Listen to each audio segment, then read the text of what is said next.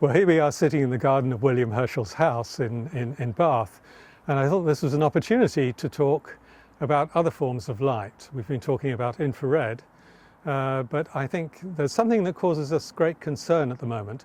I'm an astrophysicist, okay, I've spent my life working with big telescopes, but since I retired, I've been working with visual neuroscientists on a number of topics to do with human and animal vision. I started off working on the vision of the reindeer, which I'm actually working on at the moment as well. But we're particularly concerned by damaging effects of the current lighting that we have, the artificial lighting we have.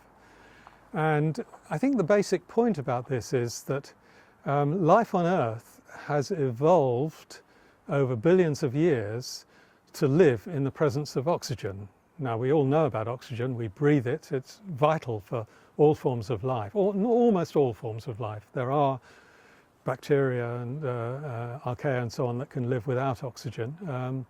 But when oxygen was first emitted in the oceans about 2.5 billion years ago, it produced oxygen as a byproduct of producing energy and growth through photosynthesis. And that oxygen was extremely toxic to many forms of early life present there. And so over the last 2.5 billion years or so, we've evolved to live in the presence of oxygen and use it for breathing and generating energy, respiring and generating energy. And that evolution has been a very delicate balance between avoiding the toxic effects of oxygen and exploiting it for living our lives. Now, I'm not just talking about humans here, I'm talking about almost all of life, including plants. Of course, light is essential for plants because it's what they use for photosynthesis, so all their building is done, or they build their structures from sunlight. And the famous physicist C.V. Raman, who was the first Indian Nobel laureate in physics in around 1930, he used to say that plants crystallize out of the air.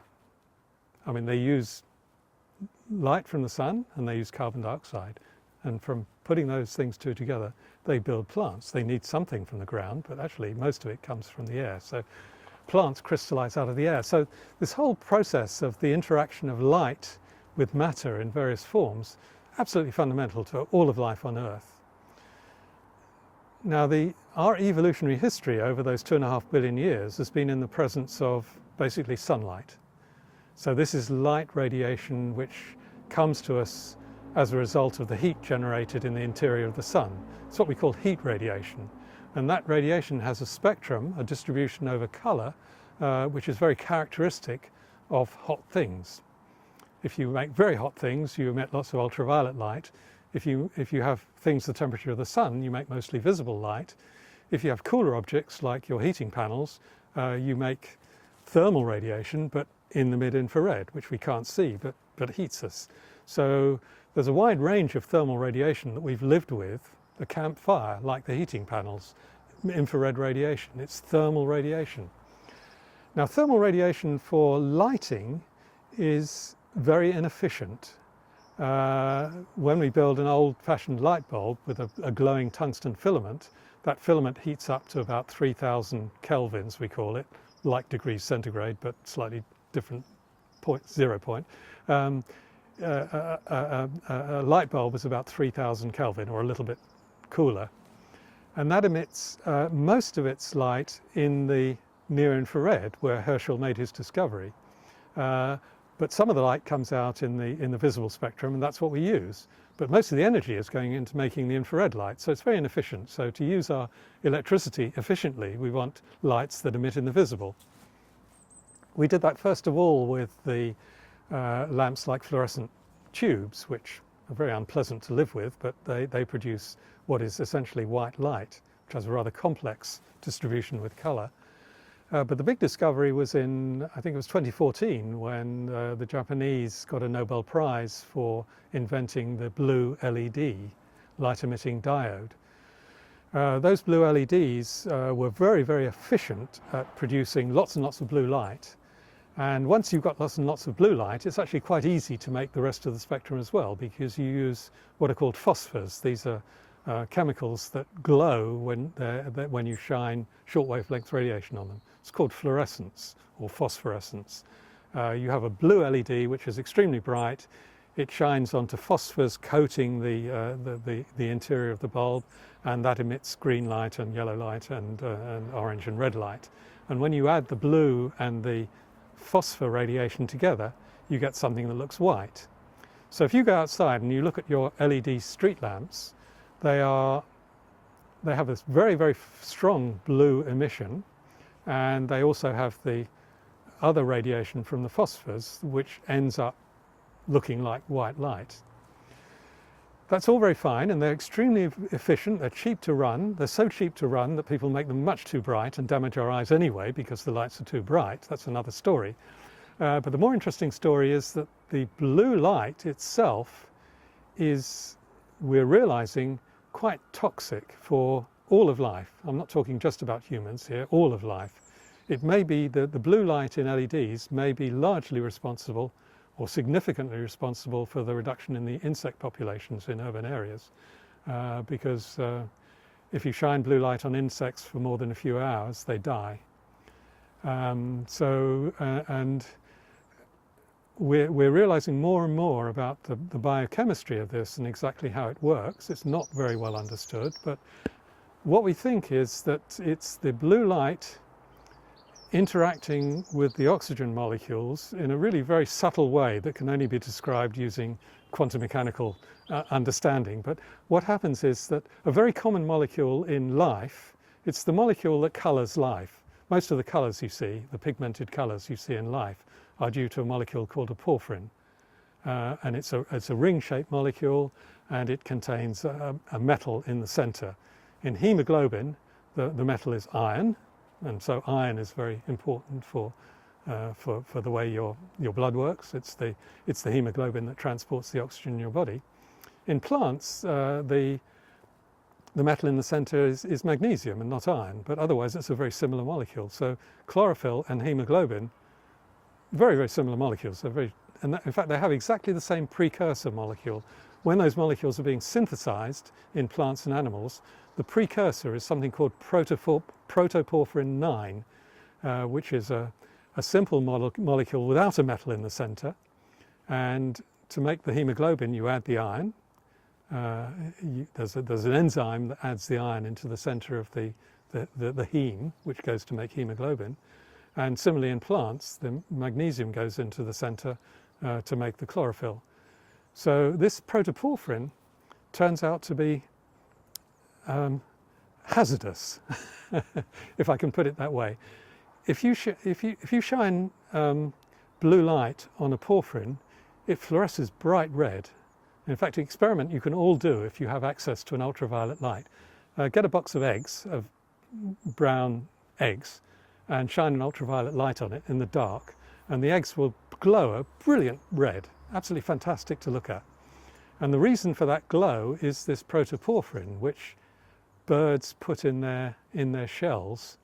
And for many years we didn't understand why birds had protoporphyrin in their shells. We thought it was just the bird trying to get rid of a dangerous chemical.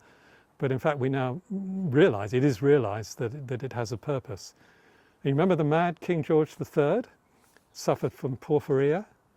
This is the light, the blue light in sunlight interacting with protoporphyrin in his body, which he couldn't get rid of. This is the process of porphyria, or a particular kind of porphyria. You can't get rid of the protoporphyrin. The light interacts with the protoporphyrin and generates what acts like a toxin. And that's why he went mad. I mean, that's the theory anyway. Now, in animals and plants, if you shine blue light on the protoporphyrin, it excites the protoporphyrin to what we call an excited electronic state. And while it's excited, it can interact with an oxygen molecule, and some of those excited oxygens relax in a way where they end up as what's called in the trade a singlet oxygen. That's a quantum mechanical term. It's in a singlet state. And this is, you'll read in the literature about your need for antioxidants and so on. These are the reactive oxygens that the antioxidants want to get rid of. So these excited oxygen atoms are reactive oxygen materials, and they perform reactive oxygens perform a number of functions in bodies. They signal between cells and so on. They're essential in bodies for doing certain things. But an excess of reactive oxygens is like throwing a hand grenade in a cell. It tells the cell to die, basically. It tells it to commit suicide. Now, the analogy here is that the radiation from exploded nuclear reactors like Chernobyl, they produce much higher energy radiation, but the effect of that in your body is to generate reactive oxygens. So that's the toxin that's produced by radiation from reactors and so on. So with blue light, we're seeing a similar process going on, particularly in your eye, because blue light can't penetrate your body very far, but it gets into your eye. And the visual cells in your eye use more energy than any other cells in your body. They're extremely energy hungry because to reset themselves after they've detected photons, they have to be reset. It's like reloading a crossbow. They use huge amounts of energy. So the visual cells in our eyes are packed full of the energy generating molecules in life, mitochondria. Mitochondria are the elements in cells that generate the energy that we use. All cells use energy from mitochondria. So the mitochondria in the eye can see blue light.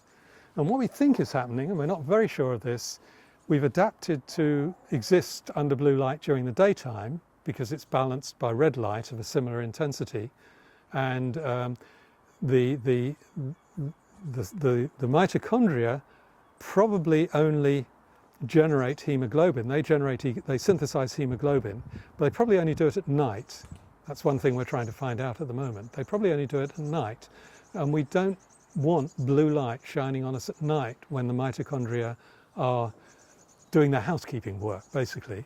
So blue light is dangerous, but especially at night, because our bodies are not in shape to be exposed to blue light at night. That's what we think. I say this is right at the edge of what we know, but we think that this process is going on at night. So if you sit under white LEDs at light, you're damaging your body. It's not just that it's interacting with your circadian rhythm and stopping you sleeping. You're actually doing biochemical damage in the body. And now these white LEDs are everywhere. They're in the street lamps, they're in your houses, they're the downlighters in your houses, and they all have this very, very strong blue emission. It doesn't exactly coincide with the wavelength that excites the porphyrin, but there's sufficient overlap that we think it's very, very dangerous. And so we've done a lot of experiments on various kinds of life, looking at the effect of blue light, and we find that it shortens lifetimes, it removes energy from the it stops the mitochondria producing as much energy, and it does a lot of damage. And in the corresponding cases, if we shine red light of a particular wavelength on mitochondria, they seem to produce energy more efficiently. And we think it's probably the balance between the red and the blue light which is important in the effects of this lighting. And the problem with the LED lamps, these blue LEDs, they have very little red light. It's far red light. The critical wavelength is we do see it, but we only just see it. And so the lighting companies don't think it's necessary to have that red light, but it's that balance which is extremely important. So the message we're trying to get over is we need to rethink the way we use electricity to make light with LEDs. I don't think there's any fundamental problem in building LEDs in a different way. The lighting companies can do anything if they know what to do. But our message is, and it's a widely spread message now, the blue light is damaging, and we want to be very, very careful with blue light. And in particular, we want to be very, very careful with blue light at night. So, I mean, when I wake up in the morning, the first light I switch on is a very deep red light that emits in the deep red, and it boosts my mitochondria. And you know, we started doing experiments on humans. It's very difficult to get permission to experiment on animals and humans using blue light, because it's realized that it's dangerous. But we can do light on ourselves, we do light on muscles, we do experiments on the eyes, and we can see all kinds of negative effects of blue light. It makes your eyes, red light makes your eyes more sensitive, blue light makes it less easy for you to distinguish colours, it reduces the contrast in your vision and so on. So it has many, many effects which are too numerous for me to talk about here. But I think the fundamental message is there needs to be a serious rethink about the way we use electricity to generate lighting, particularly living light in living areas at night time. So what do you recommend for our daily life? Well, I recommend, well, the basic recommendation, if you're buying an LED in a store, buy the warm one. They're called warm ones. It's a contradiction in terms because they're really the cooler ones, but they appear warm because they appear redder and yellower. And if you look at the packaging on the light bulbs, you see they often have a color temperature associated with them. It's either 4,000, 3,000 or 2,700 or sometimes 2,200. They all, you can make them at any color temperature you want, more or less. There are some, photographers use light at 6,500 that mimics daylight. But most of the street lamps around here, I measure most of them, most of the street lamps around here, 4,000 Kelvin street lamps, their blue light is very strong. If you buy the cooler ones, 2,700 would be fine. The blue light is much dimmer, and the more light coming from the phosphors, so they're much less damaging. So the easy thing is don't buy high color temperature, very white LEDs. Buy the yellower, cooler ones. You may not like them so much in some sense, but they're less damaging to your circadian rhythm generation, they're less damaging to your biochemistry, they'll just make you feel a lot better.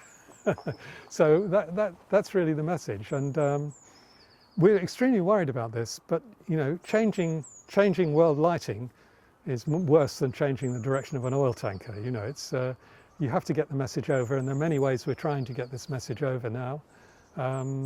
And we're beginning to understand more and more about exactly what's going on. But I think if you take a message away, say that we as life on Earth have evolved over 3 billion years or so to live with oxygen.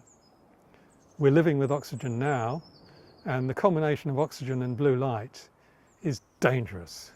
And if you plot the spectrum of light from blue through to red, we talked before about the generation of vitamin D, where you need ultraviolet light, and ultraviolet light is damaging, so you have to be very careful. You don't want to get too sunburnt, you don't want to get skin cancer, but you need ultraviolet light to generate vitamin D, which in these latitudes you only do in the summer from light. It's extremely important, so that's a very important wavelength.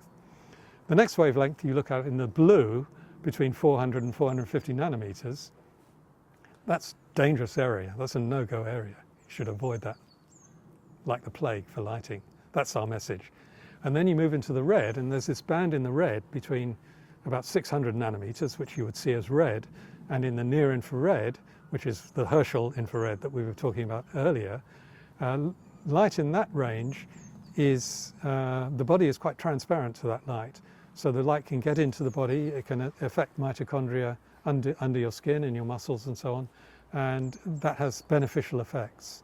So there are many beneficial effects for the red light and the near-infrared light in the body, which is easy to generate from thermal sources. It's also easy to generate with LEDs if you use the right LEDs, but it's often used for therapies, for wound healing and all kinds of things. It's realized that it's beneficial, but nobody really knows exactly how it's beneficial. But I think I know what's going on, but I haven't had a chance to prove it. But it is a way that light interacts with the mitochondria, and the red light interacts with it in a positive way rather than a negative way. Do you have a tool to balance the blue light, which is everywhere? Last question, yes. there are companies around the world that are producing spectrally tunable lights. They can make a light which produces any spectrum you want. I'm actually working with one of these guys in California at the moment. So they have multiple LEDs, and they can adjust the brightness of the LEDs of different colors to make any spectrum you want.